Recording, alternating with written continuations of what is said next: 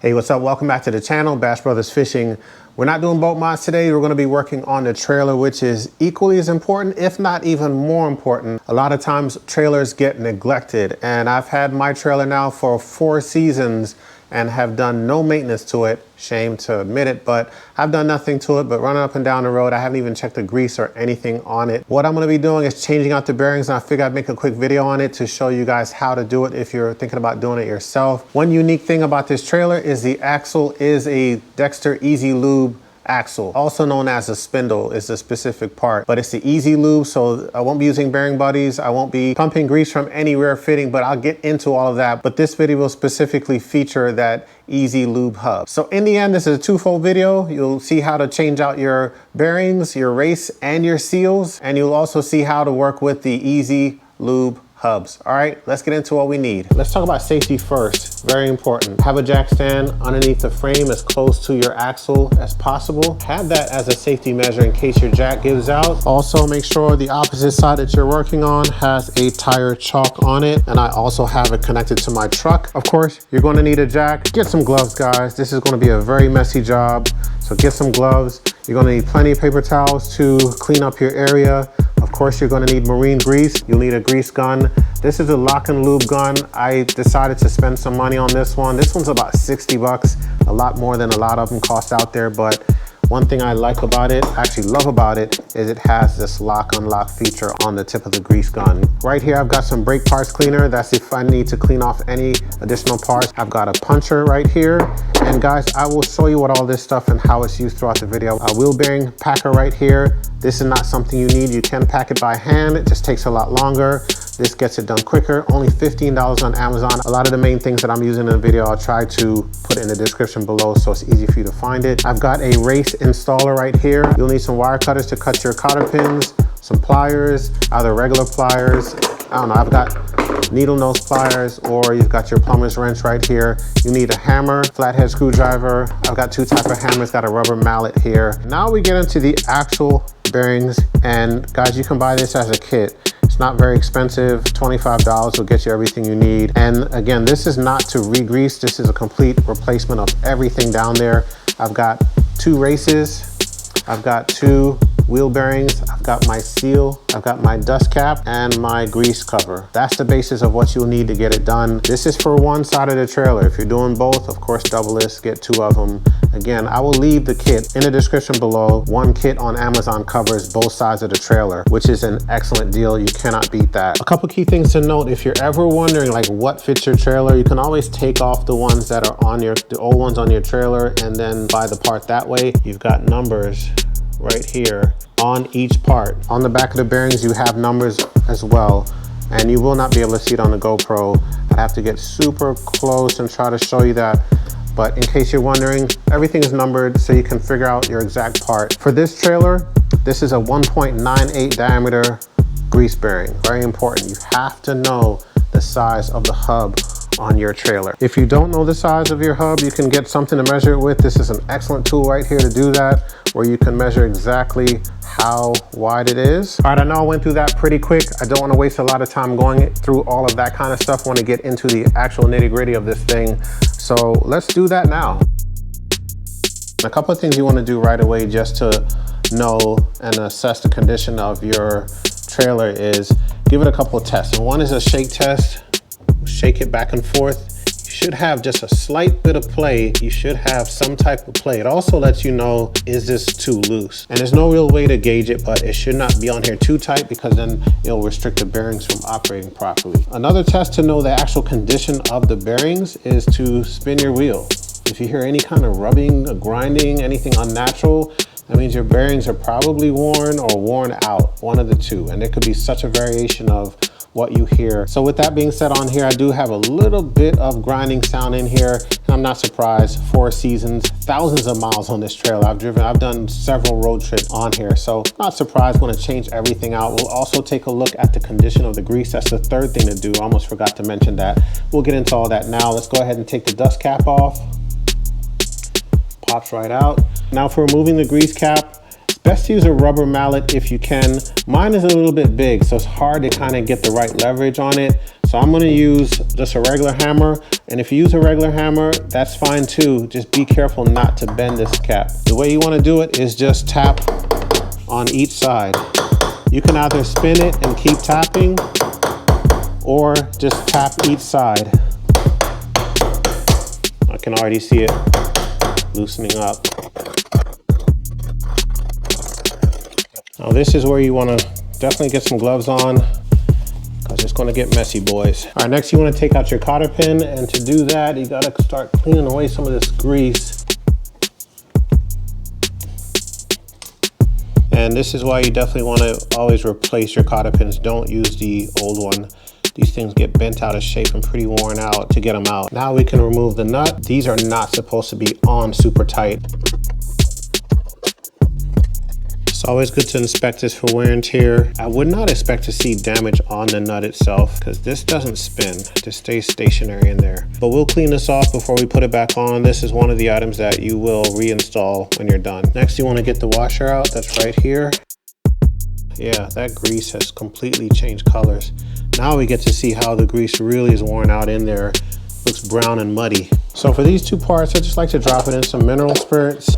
Just drop it in here, shake it up, and I'll let this sit until I'm done. By the time I'm done, you pretty much can just pull these out, dry them off, and then reinstall them. All right, now that we got the nut and the washer off, we now can remove the whole assembly.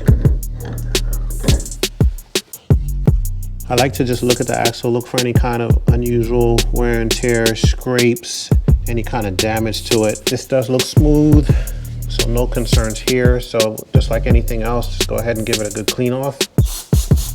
Here's my brake cleaner. This helps to get some of the residue off it. Now here's where I can give you a good visual of the Easy Lube hub. How this works is grease is pumped through the Zerk fitting right here, and it goes straight through inside the spindle and comes out this hole. And what that does is it feeds pressure through the spindle to be able to grease your bearings. It starts from the rear of the bearings and pushes grease all the way towards the front. And in the end, when you see that grease pushing through the front, that's when you know when everything has been repacked and greased up from front to back. And that's something to note. With this system, it actually repacks the bearings as well. The grease has to pass through the bearing to get back to the front of the spindle. And that's done by design. To be on the safe side, my personal preference is to pack the bearings in addition to having this system. One thing I like to do at this point is just run a little bit of grease through it. And what that will do is it'll show me when it pushes out the old grease and the new grease comes through. Just a personal preference. This is a step you really don't have to do because you're gonna pump this all out in the end anyway. So I'm gonna pump, I've got it hooked up. It's gonna come right out this hole.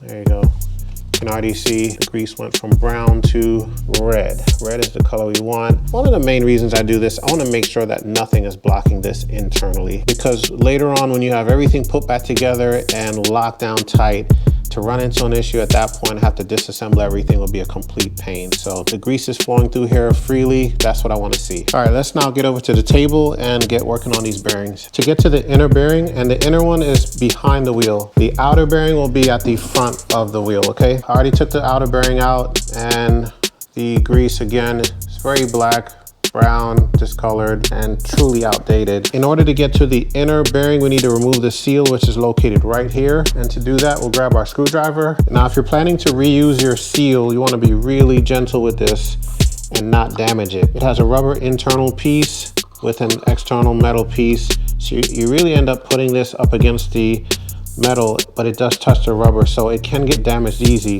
I'm not keeping this seal. I've got a brand new one right here, so I'm gonna be a little bit rougher with it because I know I just want to get it out. But what you want to do is not damage the rubber piece, but it really just pops out just like that. And down in here is the rear bearing right here, pops right out. This thing is really grimy. So here we just want to clean out, start cleaning out grease. This is where these paper towels really come in handy.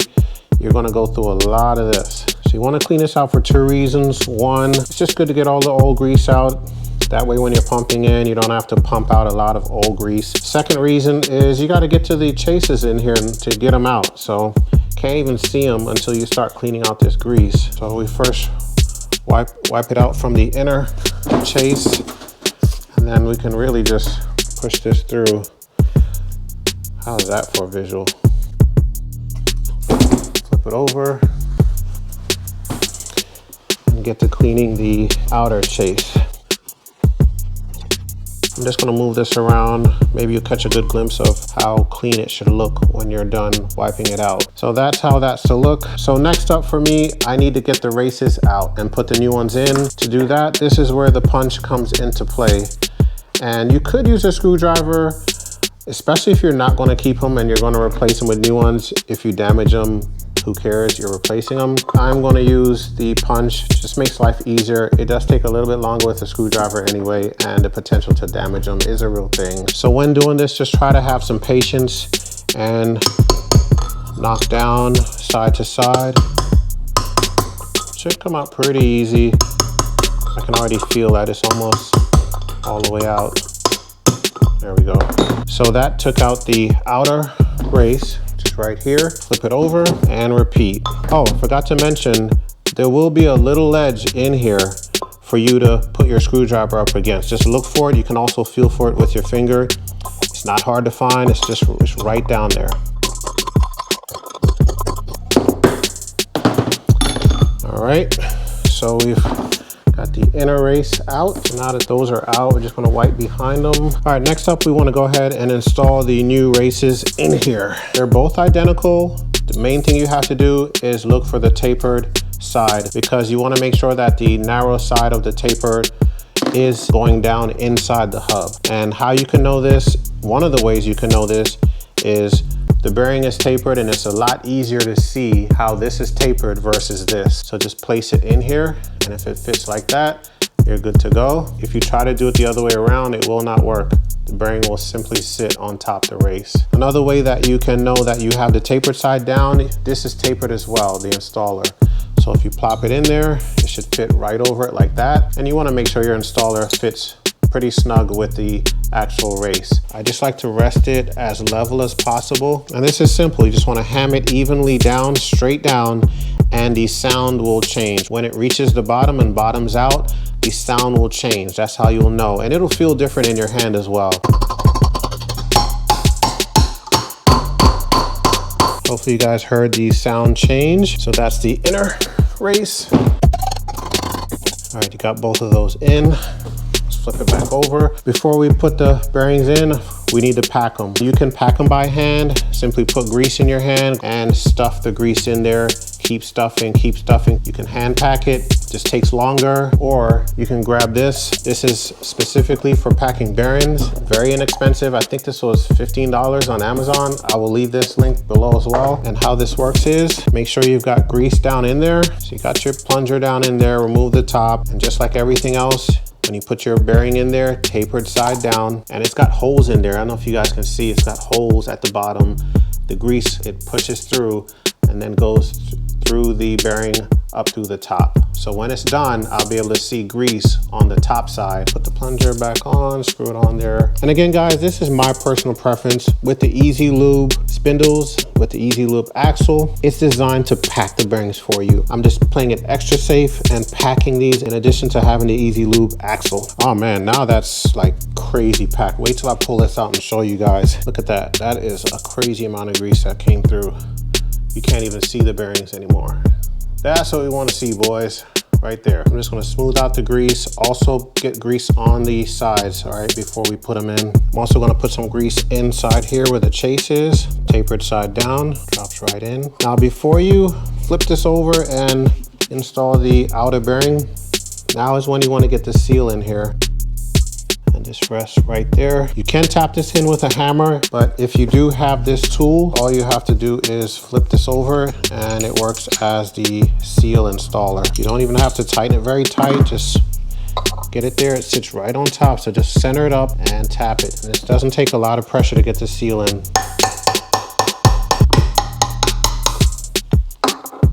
All right, so in the end, you just want this to be flush. Okay, now we can flip this over. This is not an exact science. If it looks good to you, it's probably good to the bearings. All right, guys, that's it. We can now get this back onto the axle. All right, our nut cleaned up really well. Just had it soaking in the mineral spirits. and I didn't even need to put a brush on it. So the way you tighten this up is tighten it down so that it gets snug. You can also test it right now. It shouldn't have any play, and it doesn't. There's no kind of play in it, and you do want a little bit. A good rule of thumb is just back it off till you see your cotter pin hole. Stick the new pin in. It's always amazing how easy it is to get the new pin in versus the old one out. So everything spins freely. So here you can go one of two ways when you fill the grease. You can either put the grease cap on now and fill it right through the front and look for the grease in here. Sometimes I do it that way, or I will start to fill it now and then stop halfway once I see the grease start to come out.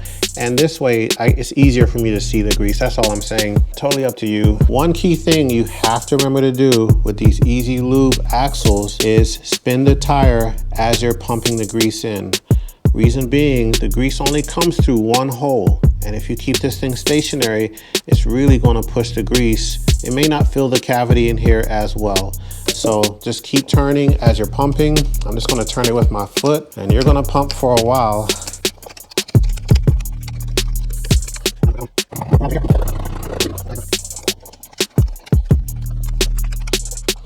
All right, one key thing here is when you clean out the excess grease that's in here, do not stick your finger in here. The inner metal corner is very sharp. I've cut my finger on it before, and you hear a lot of people talking about that. So you can take a screwdriver and just get rid of the excess that's in here. So one thing you don't want to do is have this fill too much. Pop the new cap on. We are done.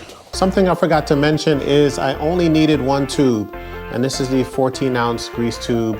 Only needed one. I bought two just to play it safe. And also I wanted to mention for the Easy Lube axles, they do recommend that you top off the grease every time you submerge your trailer in the water. Reason being is everything heats up as you're trailing down the road. And when you drop that in cold water, it expands and water then gets into your hub. So to counteract that, they do recommend that you just top off the grease, pump more grease in. They say every time you drop your trailer in the water, or at least once a month. I know for me, it won't be every time. It's just not gonna happen. So I figure for me going forward, once a month, I will be topping off grease just to keep everything tip-top shape. Hope you guys got some good stuff out of this video. Wanted to put it together to help you guys out if you need it and wanted to know about bearings, races, the whole 9 yards, as well as the Easy Lube hubs. I'm gonna call it right there, guys. Hope you enjoyed this video. We'll see you next time.